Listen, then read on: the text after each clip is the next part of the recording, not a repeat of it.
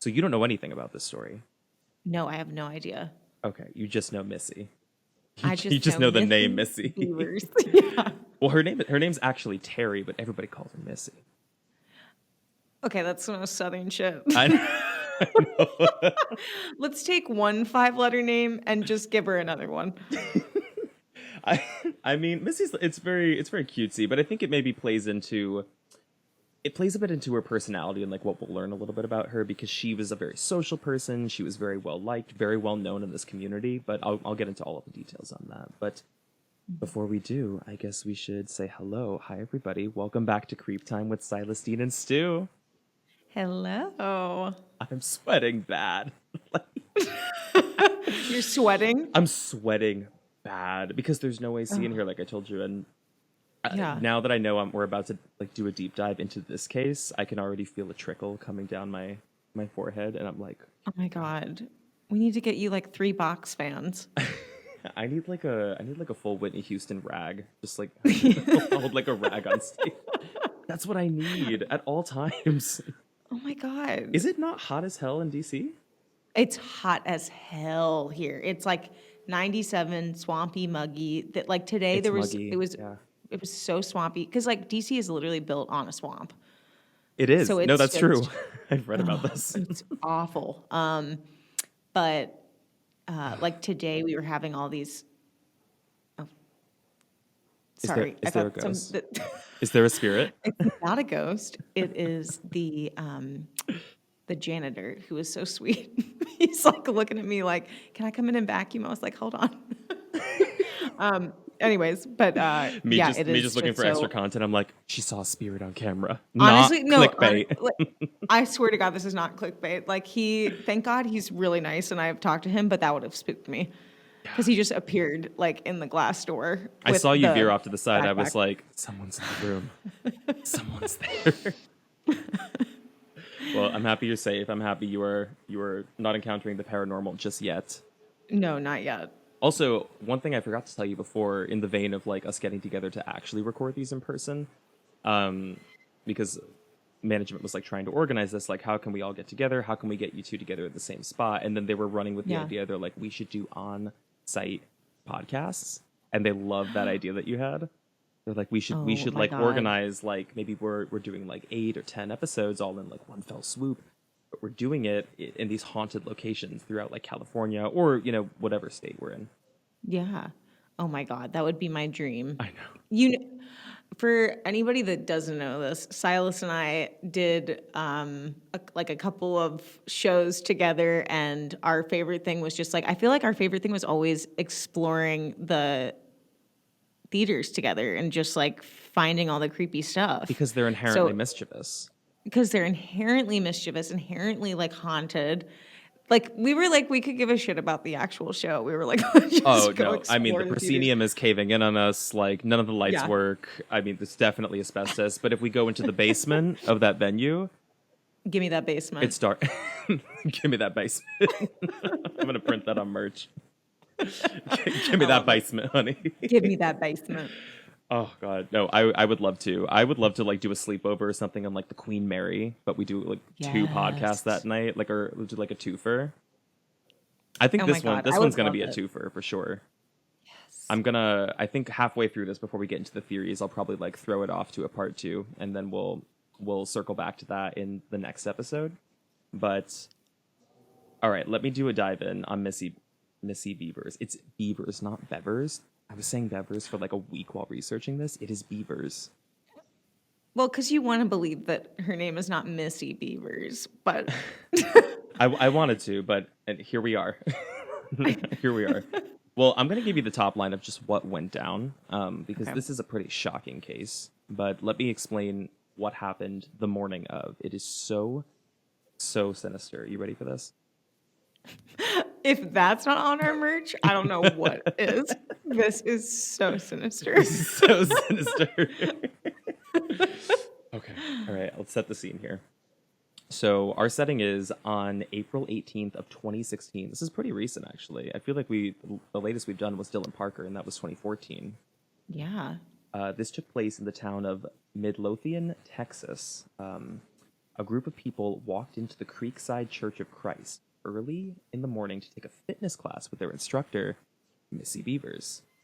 When they walked in the room, the body of Missy Bevers was found on the floor covered in blood with puncture wounds all over her head, face, and chest. She was pronounced dead almost immediately, and there's seemingly no explanation or motive to explain what happened in the church that morning. And so begins the mystery of Missy Bevers. Does any of that jog anything? Have you heard that any glimpse of this story? I had never heard of this, so I was shocked. No, but the fact that she's a fitness instructor checks. Yeah, there's It tracks. there's a lot to this case that's like highly specific to like who she was, what she did for work, the location. I have never heard of a true crime case taking place in a church. No, that's not true actually. There is a story of I think a nun who was attacked. I'll have to double check what that was, but this one kind of threw me on my ass, I'm not gonna lie. Let me actually, now that I'm remembering this, I do want to shout out the person who recommended this to us. I'm going to give a shout out to the Creeper. I just want to look it up to make sure that I get the name right on air. Yeah. Let me see. But does that not freak you out? Terry Bevers. It's Terry Bevers. Oh, Terry. No, that's so weird because, I mean, the whole like circumstances are just strange to begin with. Because like, first of all, a murder happening in a church is already bizarre, but that she's teaching a class, a fitness class, weird. Well, yeah, kind of a non-suspecting time to get attacked, right? But we're going to get into a little bit of like the odd circumstances around this. And this case is fascinating because it has so much camera footage of what went down that morning. Yeah, it's one of these weird churches that has cameras inside, which is not super common, I would say. But while it's top of mind, this is a shout out to Michelle Ramo. I think that's how you pronounce your last name, Michelle. If you're listening, you're a real creeper. Thank you so much for suggesting this case because I'm about to throw stew on her ass. Thanks, Michelle. Thanks, Michelle. All right, so let me give you a little bit of background on the actual town itself, Midlothian, Texas. So Midlothian, Texas is about 25 miles southwest of Dallas, and it was considered kind of a small town, I think, in the 90s, but it has this massive cement industry. There's like 3 or 4 different cement plants that are in this town. So that was really instrumental in kind of growing the population rapidly. I think sometime between 2000 to 2010, they see like a 112% boom in the population there. It's still kind of considered a semi-small town. Maybe around 2016, there were between like 20 to 25,000 people living there. But the point is that it is a safe town, you know, relatively highly religious town as well. And the thought that something like this could happen, that a woman could be found bludgeoned in a church, was unbelievable at the time. And the case is still unsolved. That's the craziest part about this. But to give you more context on this actual church, because I know I mentioned there are cameras inside the church, which kind of confused me. The church is kind of acting almost like a community center. It's kind of like a town center where like there is like a worship space and it is a proper church, but there's also a preschool that's run out of there. And there are like, you know, community rooms where you can hold classes, aka a fitness class where Missy Bevers was going to teach. I think there's even there's something else in that church that operated out of there, but you get the point. It was cross-functional. By the way, did you go to preschool in a church? Because I did. I did. And that's why Yeah, we're I feel locked like together. it's very Southern common. vibes. Yeah. Did you go to preschool in a church? I did go to preschool in a church, yeah. It was not a Catholic church, although I was raised Catholic, so I don't know why I ended up there. Wait, was this a Catholic church? No. No. I'm actually not 100% sure. It is just labeled as the Creekside Church of Christ, so I'm just assuming standard Christian church.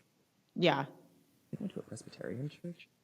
Preschool. I really We can't know the remember. Catholics are most likely not holding fitness classes. That's most likely not happening in any church of Catholicism. Yeah. I do remember growing up, kind of the trauma of growing up Catholic, because I went through the whole process of like communion, getting confirmed at 15, and there is a part when you're like 8 or 9 when you go through communion where you have your first confessional.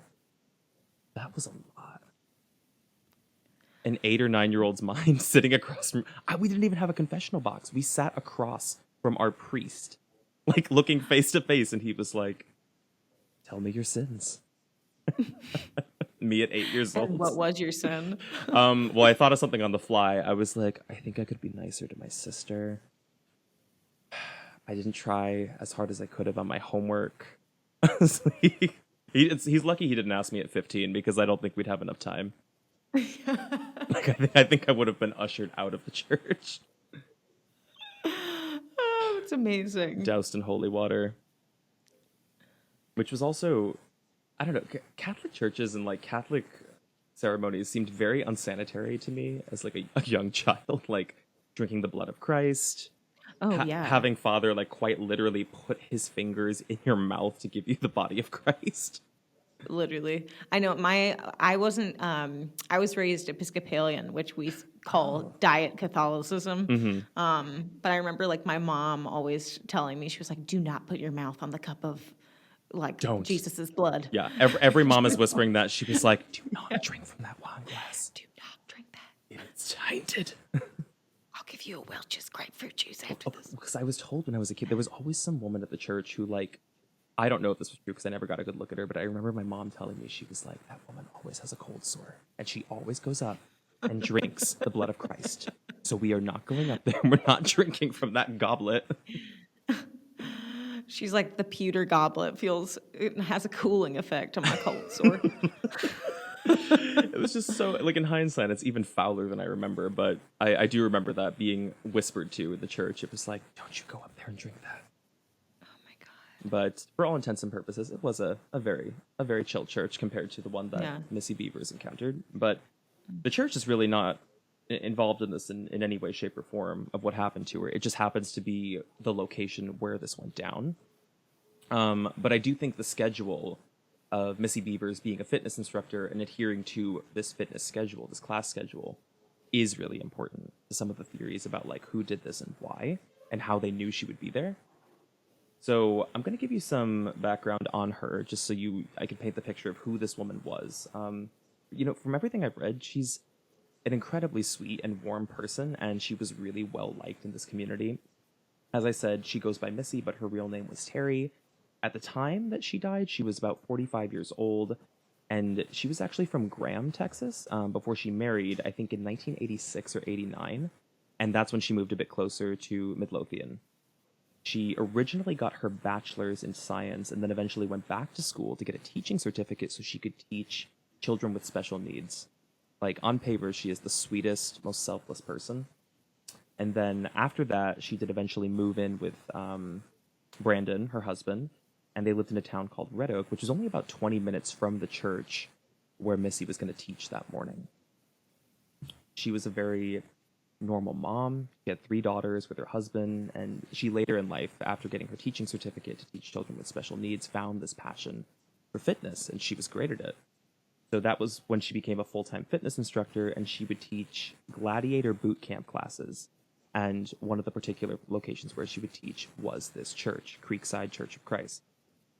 For context on gladiator boot camps, it's very similar. From what I researched, it's very similar to CrossFit. These are pretty intense classes.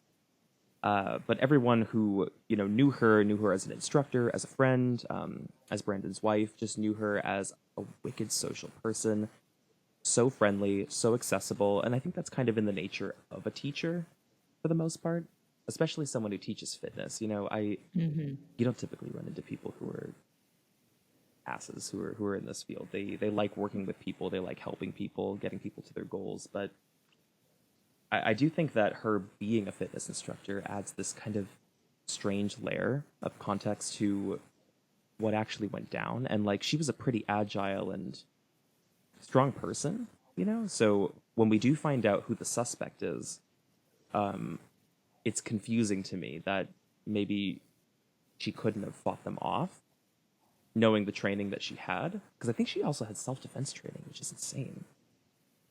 Wow. But that's going to play a bit more into some of the eerie theories around this. But let's actually dive into what went down. So I'm going to walk you through the morning of. But before I do you have any commentary on Missy herself? No. She really just seems like it's very alarming to me that someone who, is seemingly just a kind, generous, kind of selfless local person, has a very normal job, normal family life, could fall into circumstances like this unless there was something sinister going on behind the scenes. Right. Did Which, you say she was married? yeah, she was married. She's married to her Okay. husband, Okay. Brandon, which we'll get into as well about some of the theories Yeah. around this. And they have 3 daughters together, and they live in Red Right. Oak, Texas, about 20 minutes away. Okay.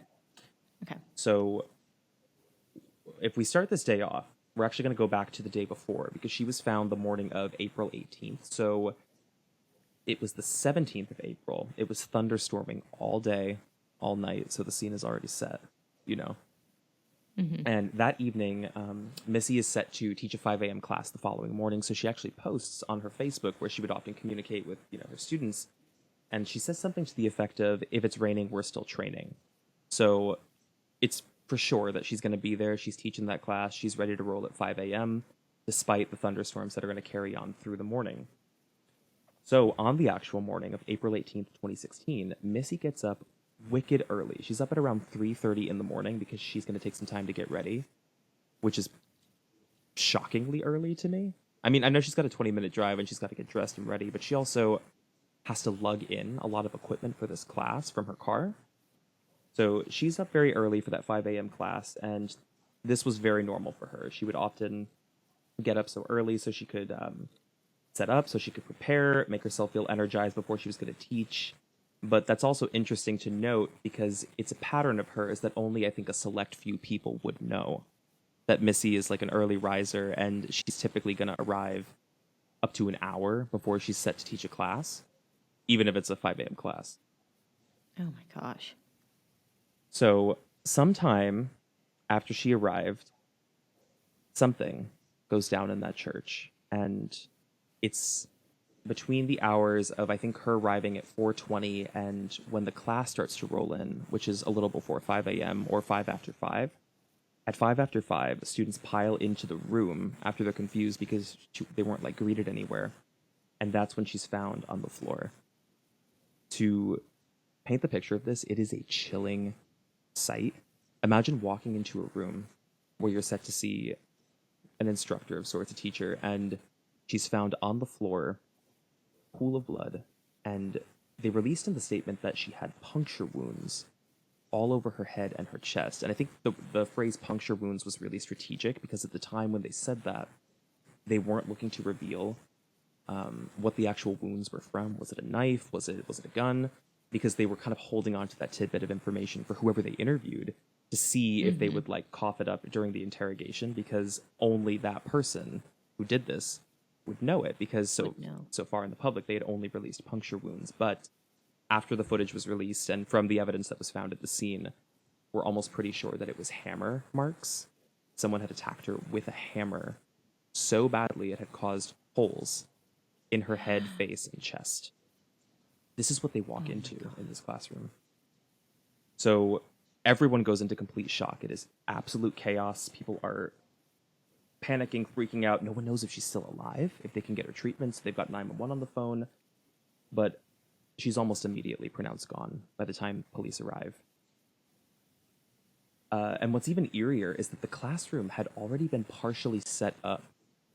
So I think she had made a couple of trips back and forth to her car, like going in and out of this church to like bring in equipment herself, just by herself, and just get the class ready. But then at some point in that classroom, she was confronted with this person. And it's still dark outside at this time, too, and storming. Just the most eerie, sinister scenario of what you could walk in on. But that's not actually the creepiest part about this. Although the murder itself was shocking, what came to light later that day was the camera footage. So, yeah, police are pretty overwhelmed by this case because, again, they're not used to handling a case as gruesome as this, specifically a woman being bludgeoned in a church. And it was just so seemingly brutal and senseless that they just didn't know where to start. But what they did realize was that there were security cameras inside the church. So they turned to the cameras. I believe there's one in the main hallway, and there was actually one inside the room where Missy was found that caught the entire attack on film. It's never been released. No. It has never been released, but we know some key details of what was seen, and I'll get into that a little bit later. But the footage that everybody knows is of the main hallway. So they turned to that footage from the night before, and they saw that Missy had arrived at the church at exactly 4:20 in the morning to get things set up. That was confirmed. They go back a bit further in that footage to around 3:30 a.m. Remember, Missy is just waking up at the time. She's all the way in like Red Oak, Texas. At 3:30 in the morning, a person broke into that church by breaking the door window so they could kind of get the handle turned and they could let themselves in. What's instantly chilling about this footage, it is a person who's seen on camera getting into the church who is in head-to-toe SWAT gear. Like, to the floor, these shoes that are just like a little too big for them, which is interesting. Kind of baggy SWAT gear, like a full vest, gloves, and a full helmet concealing their face. And they're walking, holding the hammer through the church. A helmet? A SWAT gear helmet. Can I tell you, like, this might sound crazy, but my thought process here is like, okay, I feel like they knew they were going to attack Missy, which that might be obvious, but like, it's almost like they knew how strong she was, and they were like coming ready for like battle. Yeah. No, you're dead on. There are a lot of people who insist that this could have been like wrong place, wrong time. This was a robbery. Yeah. I highly reject that theory. I think so much of this was so deliberately timed, and like you said, the uniform itself was so protective that to me it indicates that this was targeted towards Missy. We just don't know why someone would do this to her. Yeah. So there are some other details about this camera footage that are a bit strange about this person, and I can't wait to hear what you think about this. So the footage gets a little more interesting because they're looking at this and they're watching this person who broke in, and they're walking around, and what's strange is that they seem somewhat familiar with the church. Like they kind of seem like they know where things are and like which doors lead where, but they're also very clearly looking for someone looking for a person. We're not sure if they're looking for Missy, but they're kind of peering into windows, they're opening up doors, they're looking around, holding this hammer. And then suddenly, what kind of changes a lot about this is that we realize that, okay, if they're in there and they're deliberately looking for someone and they're holding a hammer, this isn't what police initially suspected, which could have been like a robbery gone wrong, but this seems like someone who was coming in for battle. They were coming in to attack. What's strange about the person physically is that they're a little bit larger, kind of like a wider person, a little stocky. They're also very, very short. They're about 5'2" to 5'7". I'm not 100% on Missy's height, but I think she was around 5'6", 5'7". But this person was considerably shorter, and police described in several warrants, I think, and in the actual statement that they had a very feminine walk and very feminine body language, which changed their suspect list to, they had initially suspected this might have been a man. It could have also been a woman. And they have a very distinctive walk. They referred to it as a gait, which I had never heard of before, but it's kind of the way that you swing your leg. If your leg has an injury to it, you probably heard of that. And this person on their right leg were kind of walking with like a swing to it, like there was an injury, something was wrong with the hip, something might have been wrong at the knee. We weren't really sure. People have viewed this. Investigators have viewed this video. Some people say that that's for sure someone who has a leg issue. Some people are saying it's a result of how heavy the gear was that this person was carrying, this SWAT gear. But we can watch the video at some point, and I'll let you make your call on that. So as they're looking through the halls, they're kind of aimlessly wandering halls, and they have all these weird tics. They're like fidgeting with things. They're like playing with things on the walls. They're like kind of dragging the hammer on the wall. They're doing stuff of what police would describe as like nervous tics. Somebody who's maybe not familiar with doing something like this, and they're feeling anxious about it. And they're just perusing these halls, waiting for Missy to arrive, as it would seem. What police also called out, who have reviewed the video, is that on the note of the SWAT gear, the gear that this person's wearing seems to be fake. It's like a costume, which is also strange, because to your idea of like, well, if this person was coming in to attack and they were trying to gear up so that they couldn't be hurt if Missy fought back, it's strange that they would opt for fake SWAT gear, costume gear, unless they were trying to impersonate an officer and stay inconspicuous that way. Yeah, that was gonna be my thought. Just in case they wanted to like back out at the last minute, like Yeah. if she showed up at 4, early in the morning and they're like, actually, I don't want to do this. I'm gonna pretend like I'm security or Yeah, it would be shocking to something. see Have a back security in out. full SWAT gear, but I think that was the idea too. Yeah, but like if they didn't have, I don't know, if they didn't have access to, like if that was the best they had, Hmm.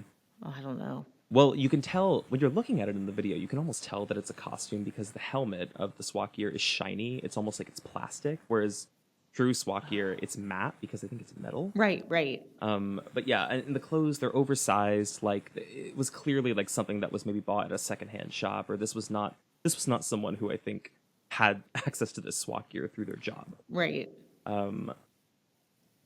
Which is interesting. I don't know. I think it may have also given them a way to get closer to Missy if they had confused her and were posing as an officer.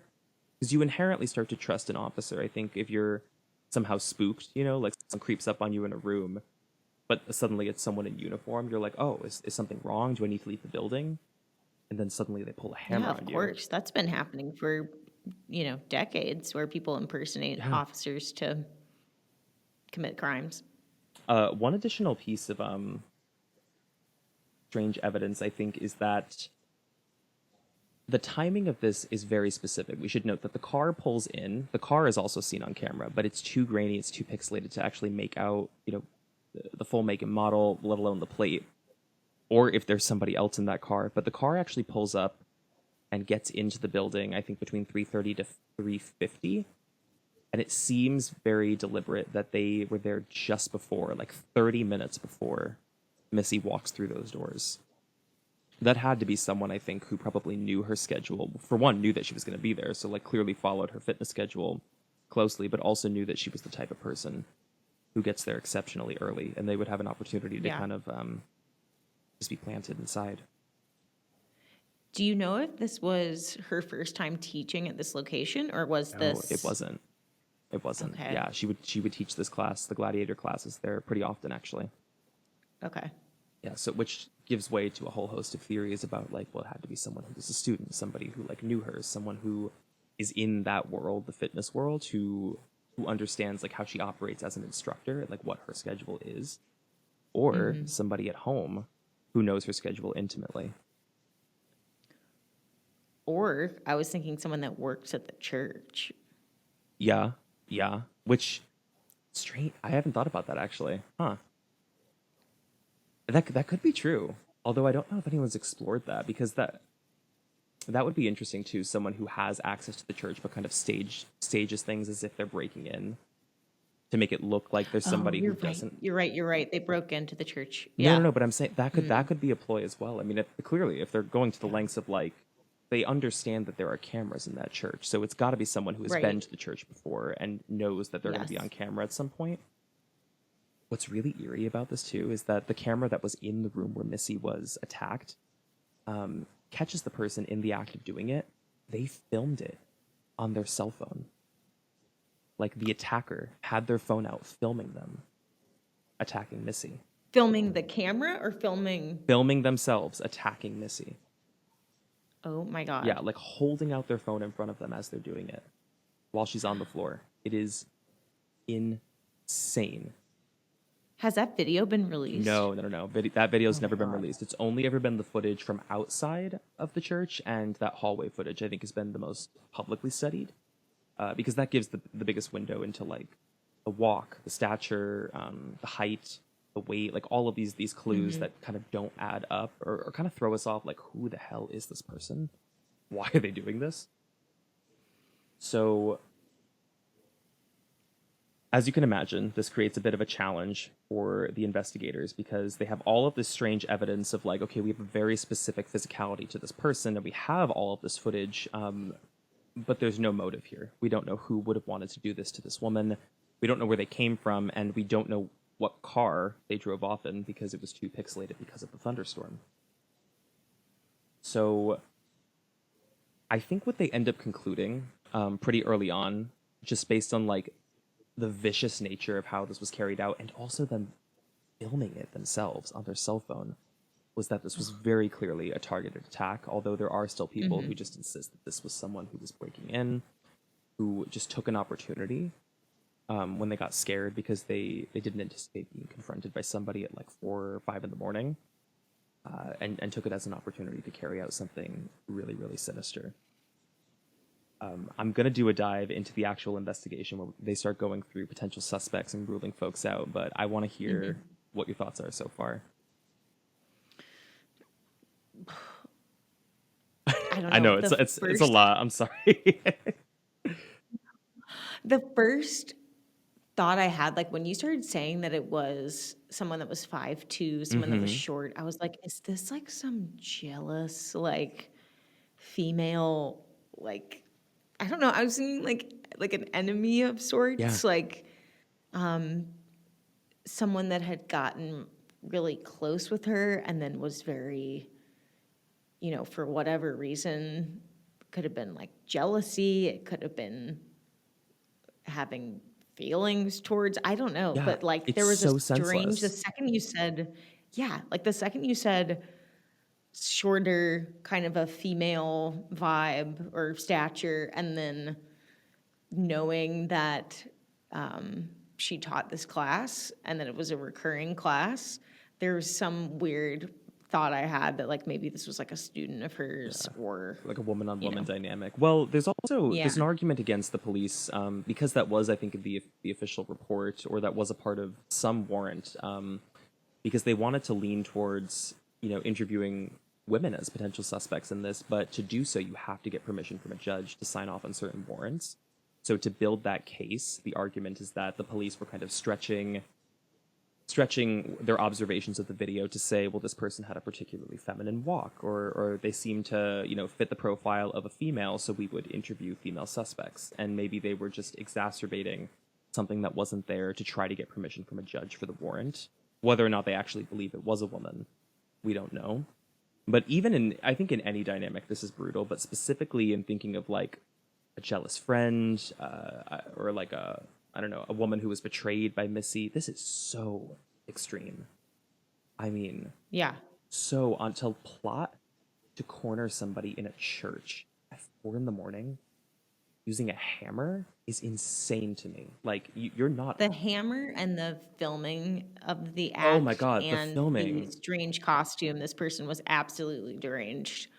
That's like the most shocking part about it. I'm like, this is like a sick person. Like normal people, even people who have they become like enraged with jealousy. They don't carry out things like this. And the use of a hammer Yeah.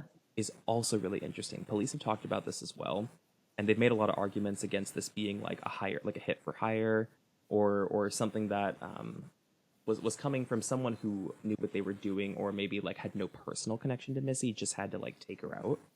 The use of a hammer, forensic investigators have weighed in on. They've said that's very specific. That's someone who has something against this woman, because most people just use a gun. Yeah. It's the quickest, it's the most surefire thing you can use to take somebody out. But this was a person who wanted to beat her. Yeah. It's menacing, but I'm gonna do a deep dive into this investigation, because they do uncover some additional footage and some other details that are gonna confuse you a bit.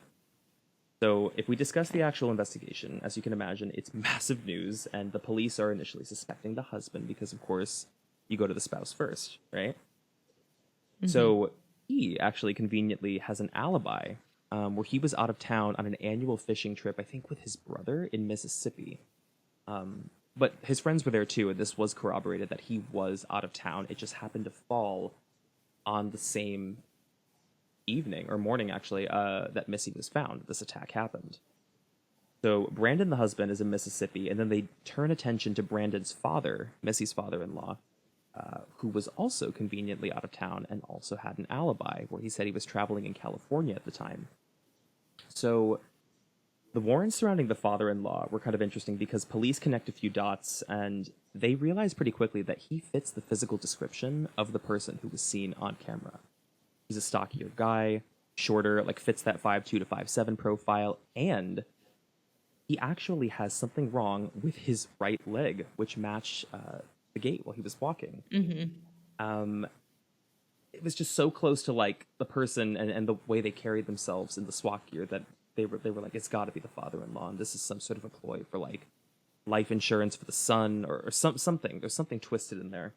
Plus, like, they're not really buying the alibi straight away. And about 4 days following the actual murder, he ends up going to a dry cleaners where he turns in 4 garments that are all stained with blood. So this gets uncovered, and police are like, we've got him, we've got the guy. It's got to be the father-in-law. He's turning in garments that are stained with blood, and it's actually the dry cleaners that calls the police, and they're like, we think something's off here. There's a lot of blood on these garments. He insists that it's dog's blood because he broke up a dog fight with a Chihuahua that they owned while he was traveling in California. So police aren't buying it, but they go ahead and they test the blood anyway. As it turns out, all of his stories actually seems to check out. They were able to confirm he was traveling in California based on phone records. There's security camera footage of him in the airport, and they do test the blood, and it is dog's blood. Wow. It just happened to be a very strange coincidence that he fit the profile so closely, but also all of these weird things of like the twisted alibi, the strange story about breaking up a dog fight. It was just, I don't know. I would suspect him too. It was highly coincidental.